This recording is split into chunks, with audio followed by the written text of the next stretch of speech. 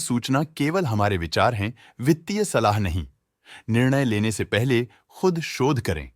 किसी भी लाभ या हानि के लिए हम उत्तरदायी नहीं हैं। आज हम देख रहे हैं Bombay Dyeing and Manufacturing Company Limited के 2025-26 Q1 की standalone financial performance. Starting with the sales, पिछले क्वार्टर से सेल्स में 5% का इंक्रीज हुआ है, मगर कंपनी ने पिछले साल के मुकाबले मार्जिनल सेल्स डिक्लाइन रिपोर्ट किया, around -16%। Expenses 5.5% quarter on quarter increase हो गए हैं, जो साल भर के -11% के डिक्लाइन के साथ अलाइन करता है। क्वार्टरली सेल्स के कंपैरिजन में एक्सपेंसेस इंक्रीज होना दिखाता है कंपनी ने एक्सपेंसेस मैनेज करने के लिए स्ट्रगल किया। कंपनी ने पूरी साल के दौरान चैलेंजेस का सामना किया। ऑपरेटिंग प्रॉफिट, जो पिछले साल के कंपैरिजन में -217.5% डाउन हुआ है, quarter on quarter around -10% decrease हुआ है। Operating profit margin (OPM) annual basis पे -6.5% से डिक्रीज हुआ है और पिछले क्वार्टर के कंपैरिजन में -0% से डिक्रीज हुआ है। एक्सेप्शनल आइटम्स को ऐड करके अदर इनकम पिछले क्वार्टर के कंपैरिजन में 1% बढ़ गई, बावजूद इसके ईयरली ग्रोथ 65% हुई है। इंटरेस्ट एक्सपेंसेस पिछले क्वार्टर से 36% अप हुआ, लेकिन ईयर ओवर ईयर डिक्रीज -35% हुआ है। डिप्रिशिएशन कॉस्ट्स में क्वार्टरली -5% का डिक्लाइन देखने को मिला और ईयरली बेसिस पे -3% का डिक्रीज देखा गया। Profit before tax annually -46% decrease हुआ, लेकिन प्रीसीडिंग क्वार्टर से -12% डिक्रीज हुआ है। इस साल कंपनी ने 24% टैक्स पे किया और क्वार्टरली कंपनी ने 24% टैक्स पे किया है। नेट प्रॉफिट ने ईयर ऑन ईयर -11% का डिक्लाइन दिखाया, लेकिन लास्ट क्वार्टर से 20% का इंक्रीज हुआ है। इस क्वार्टर में कंपनी का परफॉर्मेंस ठीक रहा, ऑपरेशनल एफिशिएंसी में कुछ सुधार हुआ है। वहीं अगर एनुअल एनालिसिस की बात करें तो साल के दौरान कंपनी का परफॉर्मेंस अच्छा नहीं रहा। नेगेटिव नेट प्रॉफिट का मतलब है कि कंपनी प्रॉफिट के कंपैरिजन में नुकसान उठा रही है। अर्निंग्स पर शेयर (EPS) में ईयरली -11% का डिक्रीज देखा गया, लेकिन क्वार्टरली में 8% की बढ़ोतरी भी नजर आई। इस क्वार्टर में कंपनी का EPS ठीक रहा, ऑपरेशनल एफिशिएंसी में कुछ सुधार हुआ। Bombay Dyeing and Manufacturing Company Limited के फाइनेंशियल स्नैपशॉट को रिव्यू करते हुए कुछ मुख्य ट्रेंड्स सामने आए हैं जो कंपनी की परफॉर्मेंस पे रोशनी डालते हैं। जून 2022 से जून 2025 तक Bombay Dyeing and Manufacturing Company Limited की फाइनेंशियल जर्नी में सबसे पहले बात करते हैं सेल्स की। इस साल सेल्स में -7% की गिरावट आई है और पिछले 4 सालों में भी -31% की गिरावट देखी गई है, जो एक लंबे समय तक गिरावट को दर्शाता है। 3 साल पहले के बढ़ती हुई सेल्स के बाद पिछले 2 सालों से सेल्स गिर रही है, जो ग्रोथ मोमेंटम बनाए रखने में चुनौतियां दिखाता है।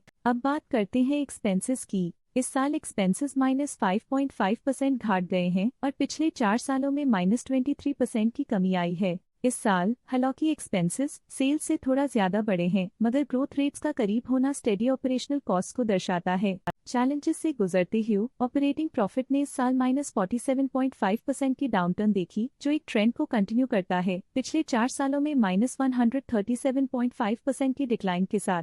इस साल नेट प्रॉफिट में -84% की गिरावट हुई, लेकिन पिछले 4 सालों में लगभग 2 गुना की बढ़ोतरी हुई है, जो कंपनी की मजबूती दिखाता है। इस साल EPS में -84.5% की कमी के बावजूद लंबी अवधि में देखा जाए तो लगभग 2 गुना की मजबूत वृद्धि हुई है। चलिए अब बात करते हैं शेयर होल्डिंग पैटर्न की। बॉम्बे डाइंग एंड मैन्युफैक्चरिंग की शेयर होल्डिंग रिपोर्ट्स कुछ इस प्रकार की हैं, जो अननोन 2025 के तक चलता है। ये रिपोर्ट कंपनी के शेयर्स की डिटेल जानकारी देता है, जिसमें promoters, promoter groups, foreign investors, public investors और सरकारी एंटिटीज शामिल हैं। पब्लिक द्वारा हेल्ड शेयर्स का परसेंटेज 43.44% से इंक्रीज होकर 2025 के में 44.33% तक का इंक्रीज से देखा गया। ये चेंजेस स्टेट है कि पब्लिक की इन्वेस्टमेंट कंपनी में क्वार्टर टू क्वार्टर इंक्रीज हुई है। जब कंपनी के शेयर्स का मैक्सिमम हिस्सा पब्लिक के पास होता है, तब ये माना जाता है कि कंपनी कमजोर हाथों में है, जो बाजार की अस्थिरता और स्पेक्युलेटिव ट्रेडिंग को इंडिकेट करता है। डोमेस्टिक इंस्टीट्यूशनल इन्वेस्टर के शेयर होल्डिंग में थोड़ा डिक्रीज आया 2025 के से 2025 के में, जो दिखाता है कि डोमेस्टिक इंस्टीट्यूशंस ने अपने स्टेक को -0.28 से डिक्रीज किया है। फॉरेन इंस्टीट्यूशनल इन्वेस्टर्स की शेयर होल्डिंग में थोड़ा डिक्रीज आया 2025 के से 2025 के में, जो दिखाता है कि फॉरेन इंस्टीट्यूशंस ने अपने स्टेक को क्वार्टर टू क्वार्टर -0.61 से डिक्रीज किया है, जिसे पता चलता है कि उन्होंने अपनी इन्वेस्टमेंट्स को पुल बैक किया है। ये था कंपनी का करंट शेयर होल्डिंग पैटर्न। चलिए देखते हैं कुछ इंटरेस्टिंग DII डील्स जो हाल ही में कंप्लीट हुई। 24 जुलाई 2025 को ग्रेविटॉन रिसर्च कैपिटल एलएलपी ने 20.2 लाख शेयर्स खरीद लिए 192.84 रुपीस पर यूनिट के हिसाब से, जिसका टोटल था 38.9 करोड़। 24 जुलाई 2025 को ग्रेविटॉन रिसर्च कैपिटल एलएलपी ने 20.2 लाख शेयर्स पोर्टफोलियो से हटा दिए 193 रुपीस पर यूनिट के हिसाब से, जिसका टोटल था 38.9 करोड़। 24 जुलाई 2025 को NK Securities Research Private Limited ने 10.7 लाख शेयर्स खरीद लिए 192.96 रुपीस पर यूनिट के हिसाब से, जिसका टोटल था 20.6 करोड़। 24 जुलाई 2025 को NK Securities Research Private Limited ने 10.7 लाख शेयर्स की बिक्री की 193.05 रुपीस पर यूनिट के हिसाब से, जिसका टोटल था 20.6 करोड़। 24 जुलाई 2025 को के सिक्योरिटीज एलएलपी ने 16 लाख शेयर्स खरीद लिए 193.05 रुपीस पर यूनिट के हिसाब से, जिसका टोटल था 30.9 करोड़। 24 जुलाई 2025 को के सिक्योरिटीज एलएलपी ने 15.8 लाख शेयर्स बेचे 193.32 रुपीस पर यूनिट के हिसाब से, जिसका टोटल था 30.5 करोड़।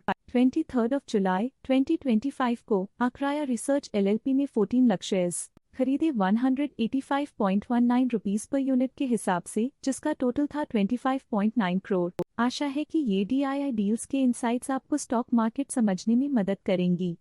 आज के लिए फाइनेंशियल सेक्टर में इतना ही। देखने के लिए धन्यवाद।